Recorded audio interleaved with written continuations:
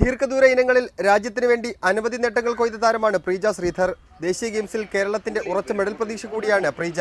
എന്നാൽ ഈ ഗെയിംസോടുകൂടി കായിക ജീവിതം അവസാനിപ്പിക്കാൻ ഒരുങ്ങുകയാണ് ഈ അത്ലറ്റ്. ഭാവി ഇപ്പം നാഷണൽ ഗെയിംസ് കഴിയുമ്പോൾ ഞാൻ സ്പോർട്സ് നിർത്താൻ തീരുമാനിച്ചിരിക്കുകയാണ്.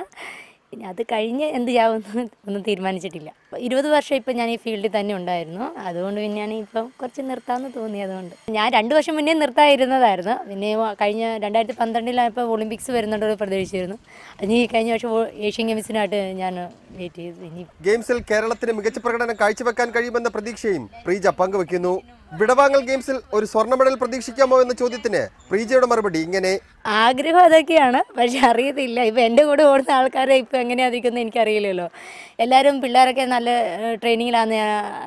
പിന്നെ അറിയത്തില്ലാണ്, ദൈവം എന്താണ് നിശ്ചയിക്കുന്നത് അതേ നമുക്ക് കിട്ടും. ഗെയിംസിനുള്ള കേരളത്തിന്റെ ഒരുക്കങ്ങളിൽ ഒരു കായിക താരമെന്ന നിലയിൽ തൃപ്തയാണെന്നും പ്രീജ പറഞ്ഞു. ക്യാമറമാൻ അനീഷ് BS-നൊപ്പം സേഫ് സൈനുലാബ്ദീൻ, റിപ്പോർട്ടർ.